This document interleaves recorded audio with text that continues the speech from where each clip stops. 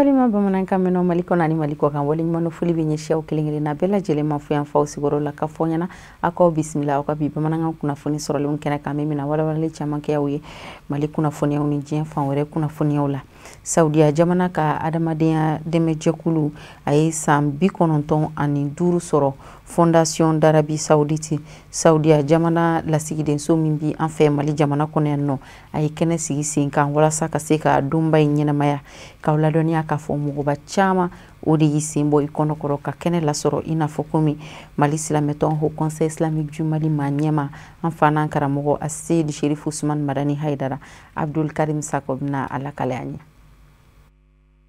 ni kene mbe tashibla ko fo kabo Arabie Saoudite jamana nyemaw yoro baw Arabie Saoudite jamana sigili senka ni asambi konoto ani duriye ukomi ma Fondation du Royaume d'Arabie Saoudite o hukumu de la ukala sigiso mbe anga jamana kono noy ambassadi o yala nyini kane wati kerengre la nyina maya anga jamana ma baw chama kume akene ka kabni ministre chamana tase Mali Islamé nyemgo ma kerengre nyama Mali Islamé ka jokuluba au conseil islamique nyema noy anfa anakaramoga Seydi Sherif Ousmane Madani Haidara Arabie Saoudite kala sigiso mbanga jamana kono kana fara ukakukani wati kerengre la nyina maya nyongo fe ankaramoga Seydi Sherif Ousmane Madani Haidara noy au conseil islamique nyema bay aye fureke ka nyesi Arabie Saoudite jamana nyemaw ma ananga jamana nyemaw ni ka duoke ni jamana fla bela jelinyi anga ambassadeur Arabie Saoudite ka ambassadeur ko ya invité aywa neninga karamo ke anguna nola aywa alhamdulillah ambi alafu barabeke ko nyana bekara here ambi do ke doro ala ka here ke jamana no Arabie Saoudite ala ka basgi ala ka amfaso Mali basgi ala ka bendo anuche ala ka islamia jidi ala ka bonya kama sallallahu ala rasul anga jamana ministry mi ka konya seme dine ane batuko ma anga jamana kononana aye foli ke ka nyishi Arabie Saoudite jamana nyema ma jamana nyema togola no ye son excellence général d'armée Assimi Goïta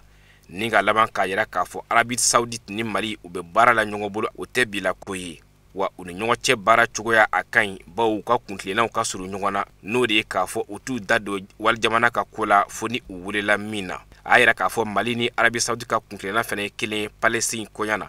umi ni yawjaw keme ka daga sigi udala ka dansago walo ta ku segere ko Mali o walo ko wa bi sigi ka kokuraye jamana togola o konna na Saudia e ko chama ka Mali o be konna na Saudia ka sigili a champi konon duruna ole biye anta ko indépendance o kate indépendance o ta fondation donc o ka champi konon ani duruna ne biye jamana kundi tora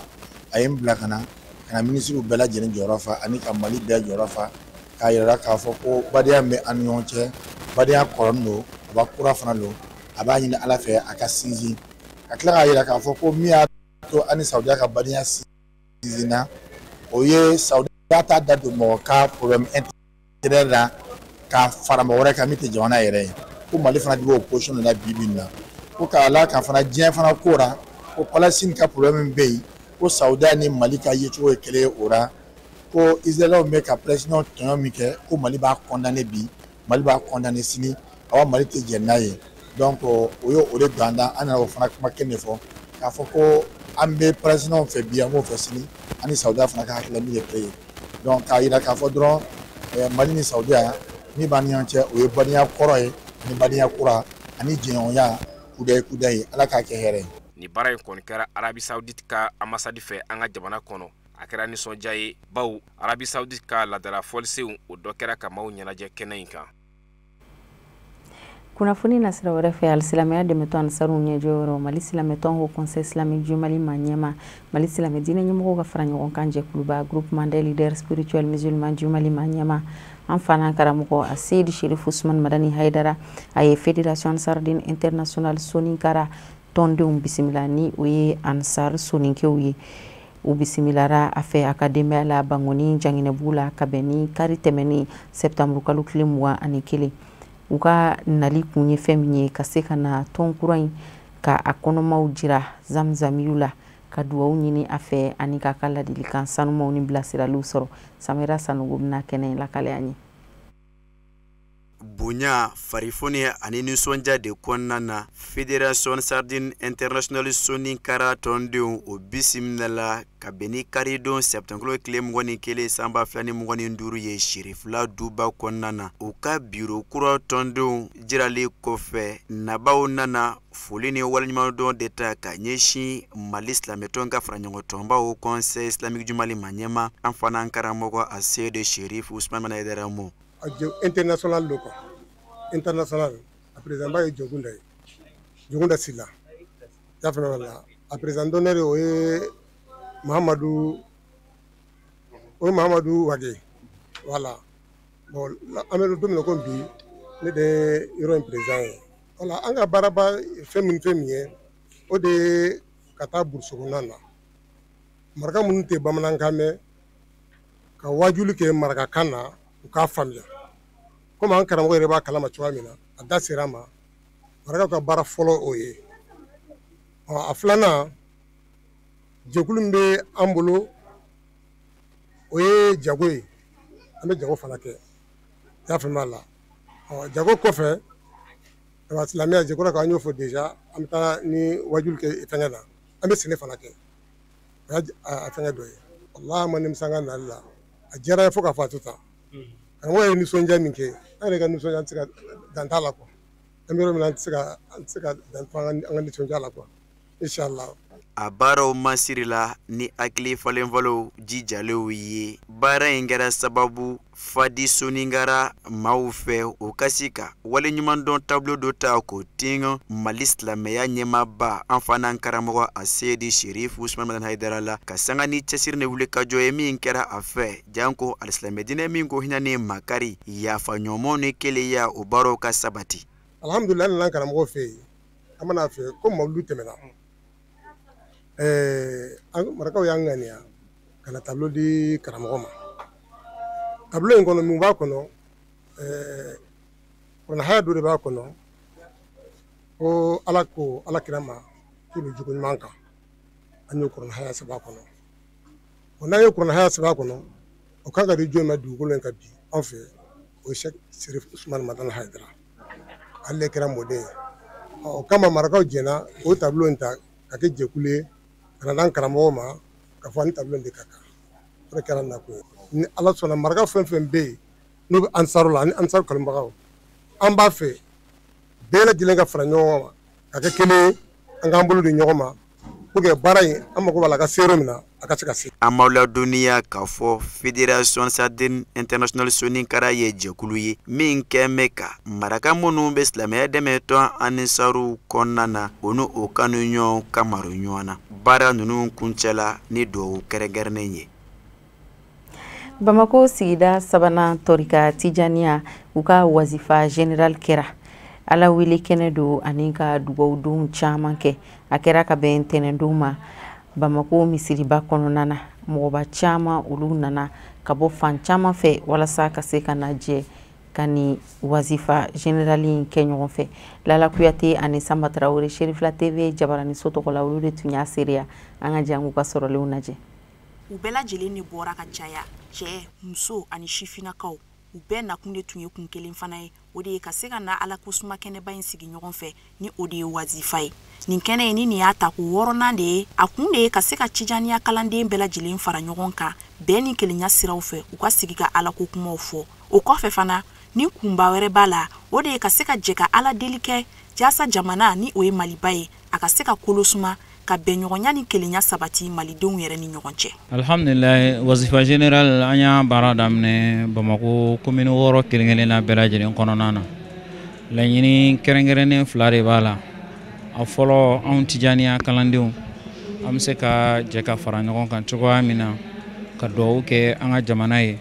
an ka jamana bɛ degun min kɔnɔna la a bɛ se ka bɔ o kɔnɔna na cogoya min na a filanan o ye Torika Tijaniya a bɛ se ka sankɔrɔ ta cogoya min na Torika Tijaniya a jɔyɔrɔ bɛ se ka yira cogoya min na ni jamana in kɔnɔ Torika Tijaniya a kalandenw bɛɛ lajɛlen bɛ se ka fara ɲɔgɔn kan cogoya min na ka jɛ ka baara kelen kɛ u ka ye ɲɔgɔn fɛ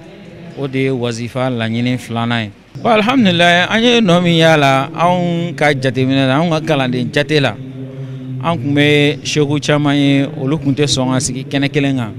wazifa général kɛra sababu ye k'olu gɛrɛ ɲɔgɔn na u sigira kɛnɛ kelen kan a ye bɛn sabati u ni ɲɔgɔn cɛ o ye a nafaba dɔ ye donc a nafa dɔ fana ye u bɛɛ lajɛlen bɛ jɛ ka fara ɲɔgɔn kan kɛnɛ kelen kan bi bi in na alhamdulilayi wazifa kɛnɛ n'i y'i sigi a kan i t'a dɔn nin ye karisa ye nin ye karisa ye nin ye karisa ye bɛɛ lajɛlen bɛ jɛ ka wurudi kelen de kɛ ɲɔgɔn fɛ bɛɛ lajɛlen bɛ jɛ ka fɛn kelen de fɔ ɲɔgɔn fɛ an b'a daminɛ ɲɔgɔn fɛ an b'a kuncɛ ɲɔgɔn fɛ a organiseren don a kadanselen don i n'a fɔ tɔrika b'a ɲini cogoya min na bon an bɛ welekan min lase o ye nin baara min n'a daminɛnen filɛ nin ye an bɛɛ lajɛlen ka an bolo don a kɔrɔ a ka taa ɲɛfɛ a kana segin kɔfɛ donc an b'a dɔn fana baara in a tɛ segin kɔfɛ sabu ka d'a kan baara in a dabɔra Ala kama de donc depuis an y'a daminɛ fo ka na se bi la ne y'a kɛ yɔrɔ o yɔrɔ a bɛ fɔ ko zen ta ɲɛna ni kɔrɔlen donc o ye Ala tanu de ye donc o la an bɛ min ɲini Tijaniya kalandenw fɛ parce que Cheikh Ahmad Tijani ko ale kelen de ye seku ye a tɔ bɛɛ ye kalanden donc an tɔw anw kalandenw an bɛ min ɲini kalandenw fɛ an y'an bolo don ni min kɛ wazifa général in kɔrɔ an k'an bolo don a kɔrɔ ka a soutenir o siratigiw de fɛ tarika Tijaniya kalandenw u ka ɲinan wazifa kɛrɛnkɛrɛnnenya la ni a bɛ ka ɲɛnɛmaya Bamako sigida filanan kɔnɔna na o bɛnna ni an ka Mali ka yɛlɛma hɔrɔnya o san 60 ni ɲɛnajɛw fana ye o hukumu kɔnɔna na u ye ɲinanta in kɛrɛnkɛrɛn k'a bɛn o fana ma o ye fɛn ye min bɛ fasoden ɲumanya fana yira kosɛbɛ barika da kan ni ko alisilamɛya diinɛ taabolo ɲuman a bɛ fasoden ɲumanya ko fɔ ka sanga ni baaraw yɛrɛ labɛn cogo ɲumanw ye kulu min bilala sen kan yaasa ni baaraba in bɛ se ka kɛ wasa ye u y'u ka nimisi wasa yira ka sanga ni baaraw sigi cogo ye Justement parce que an ye mɔgɔw ye wele jaabi quartier bɛɛ nana an ye zawa fɛn wele o bɛɛ ye wele jaabi vraiment an b'olu fo la vraiment nisɔndiya kɛra an bɛ yan nɔ kabini bi sɔgɔmada in na kabini 10 heures an ye alikuranɛ kana siɲɛ caman dalayilu yasin tibu fayi a ma kɛ kun foyi kɛ ma ka dugawu kɛ jamana ye ka kɛ fana ka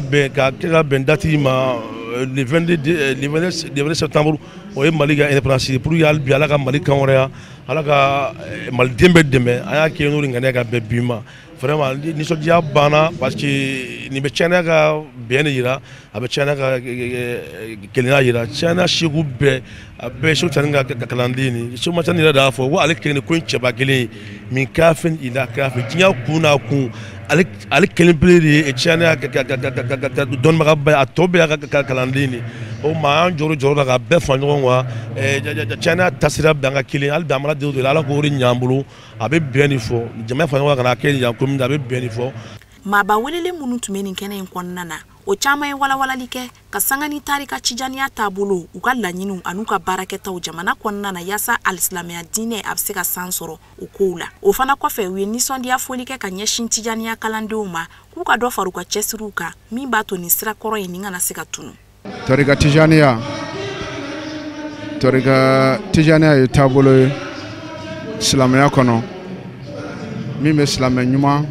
bɛɛ lajɛlen concerné kɔrɔ silamɛ ɲuman bɛɛ lajɛlen mago b'a la ni min y'a dɔn ni min ka dɔnniya sera a ma ou bien Ala yɛrɛ min garisɛgɛ don a la ka da mun kan laɲini kelen de bɛ tarika Tijaniya la hadamaden bɛɛ ka se ka kɛ Alahu Taala sago ye dusukun na ani farikolo la tarika Tijaniya mana k'a bɛ dɔ fara diinɛ kan ayi mais diinɛ faamuya cogo ɲuman ani diinɛ kɛwale cogo dafalen tarika Tijaniya bɛ silamɛ ɲuman dɛmɛ o baara la o kosɔn a ɲɛsinnen don kalanden dusukun de ma ka dusukun saniya ka hasidiya bɔ a la ka yɛrɛ bonya bɔ a la ka yɛrɛ yira bɔ a la ni jumɛn ye ni ka Ala kosuma ni istighfaru ye ni salatu ala nabi ye ni la ilaha illallah ye kun fila tɛ tarika Tijaniya la ni nin tɛ wazifa yɛrɛ kun ye o de ye ani juma hadara bɛɛ ka bɔ i ka so ka na zawiya la an bɛ ɲɔgɔn kunbɛn zawiya kɔnɔ an bɛ ɲɔgɔn ka lahalayaw dɔn an bɛ ɲɔgɔn ka cogoyaw dɔn an bɛ ɲɔgɔn ka degunw dɔn an bɛ ɲɔgɔn dɛmɛ an ka diinɛ in dafali la n'an ka adamadenya dafali la hakilina jiginna an b'aw ladɔnniya k'a fɔ ko nin kɛnɛ in yɛrɛ baara kumabaw kɛra Ala ko sumaw dɔrɔn de ye n'u dɔw bɛ tali kɛ alikuranɛ kalanw na ani kira kansɔliw caman fo ka taa se Ala dugulen tɔgɔ wɛrɛw ma min bɛɛ lajɛlen bɛ kɛ jidi ye jamana ma sigi in yɛrɛ ka sɔrɔ ka kuncɛ ni wazifa kɛnɛba in sigili ye cɛ ni muso ani denmisɛnninw fɛ Kanyogo commune rurale la Kangaba cercle la u ye 22 septembre ɲɛnɛmayali kɛnɛ sigi sen kan ka ladɔnniya ka fɔ Mali jamana ka yɛrɛma hɔrɔnya sɔrɔli san kunbɛn o baaraw do ɲinanta o ɲɛnɛmayara dugu min kɔnɔna na o ye Balanzan ye o fana ye commune dugu dɔ ye k'aw ladɔnniya k'a fɔ commune denw bɛɛ lajɛlen bɔra ka ɲɔgɔn sɔrɔ yen nɔ de ka fara u ka maabaw kan ani dugu ɲɛmɔgɔw kan ka se ka 22 septembre ɲɛnajɛ boloda alhamidu badini ani nuhum kone kun y'an ka taamaden ye an ka jɛn ka sɔrɔlenw filɛ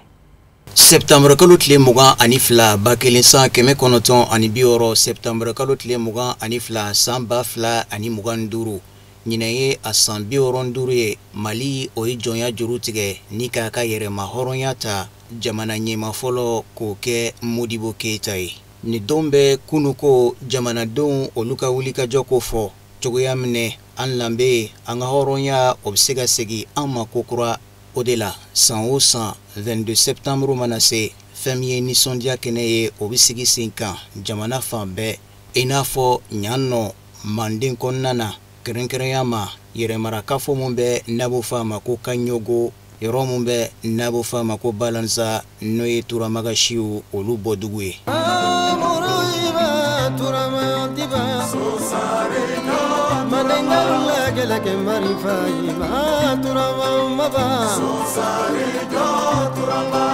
n'a fɔra ko Mali ma hɔrɔnya Mali ye kɔrɔ ni telebe kuru ni bari donc fɛn fɛn yɛrɛ lɔ a kɔnɔ an ye Kaɲɔgɔ de yan ye Musa ni Dansuman de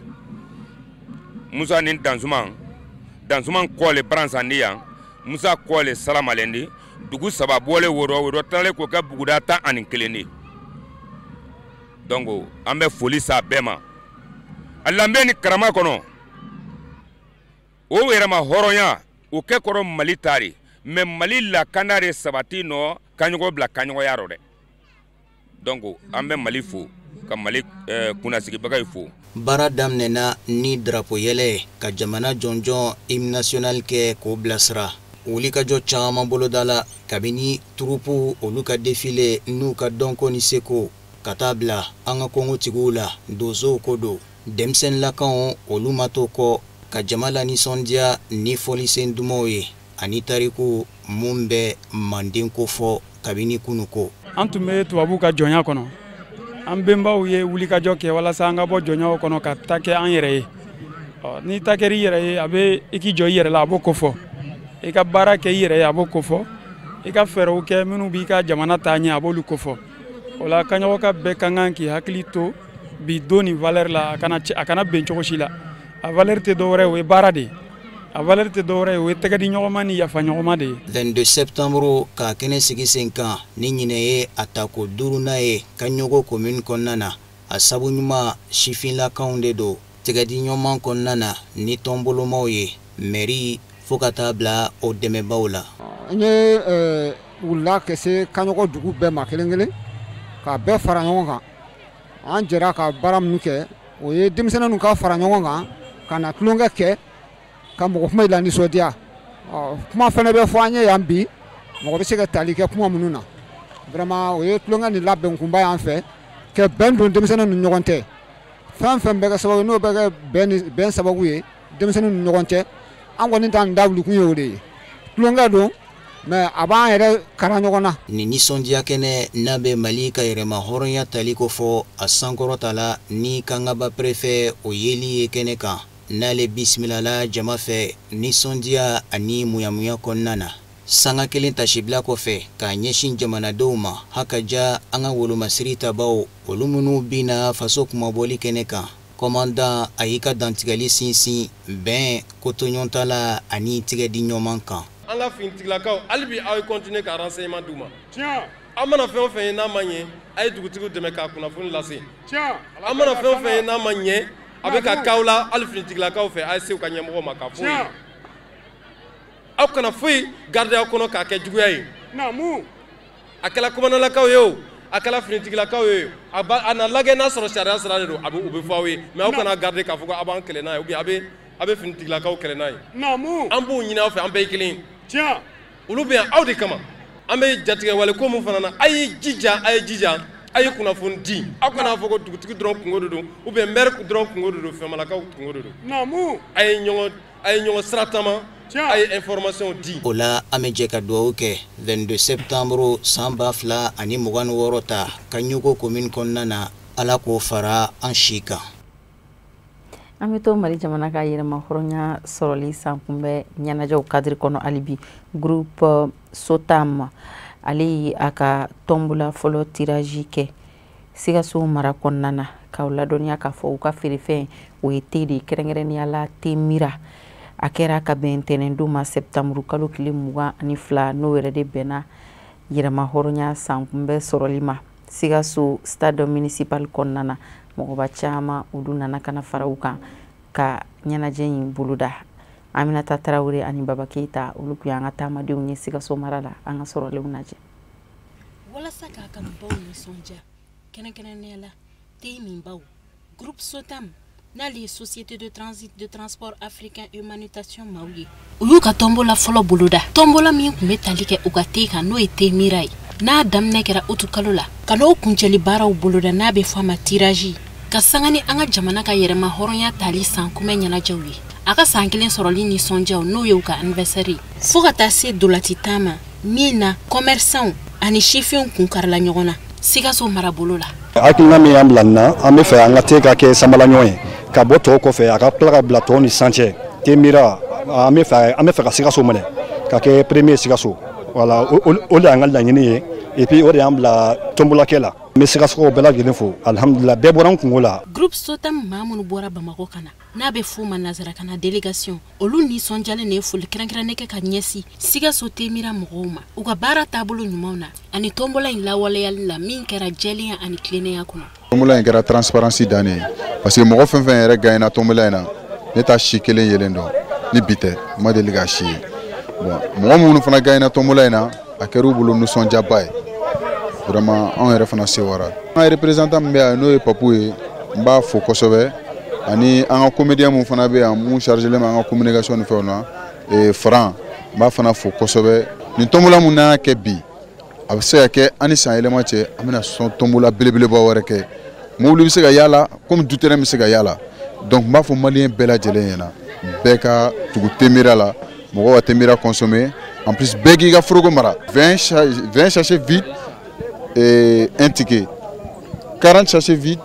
2 tickets bon plus i ka ticket bɛ caya plus garijɛgɛ bɛ bonya moto jakarta den fila congélateur den fila télé den fila ventilo bazin riche complet den tan radio boomer kelen t-shirti 200 ani casquette caman olu de kun ye kadu ye groupe Sotam mɔgɔ ye mun kanu k'a di a ka te mira kanubaw ma ni tombola ba in na maa minnu garisɛgɛ ye fara ci u nisɔndiyalen de ye foli kɛrɛnkɛrɛnnen kɛ ka ɲɛsin groupe Sotam maaw ma kɛrɛnkɛrɛnnenya la a jabala min bɛ Sikaso n'o ye te mira maaw ye u ka nin hakilina ɲuman in tali la ka ɲɛsin olu Sikasokaw ma min y'a to u ye kado caman sɔrɔ u ma sigi ni minnu ye ni ka welewelekan da ka lase Sikasoka bɛɛ lajɛlen ma k'u ka te mira min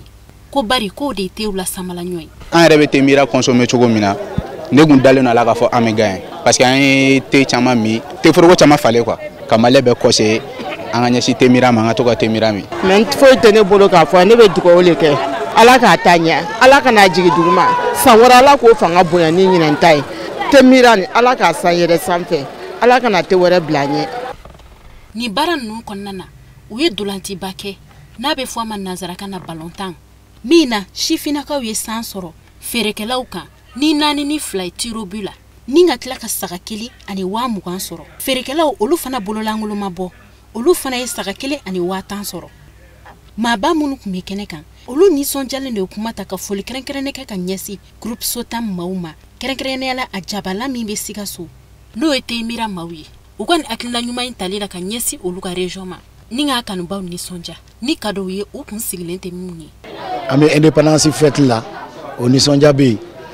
mais tombola fana ka anniversaire nin y'o ka san kelen fana ye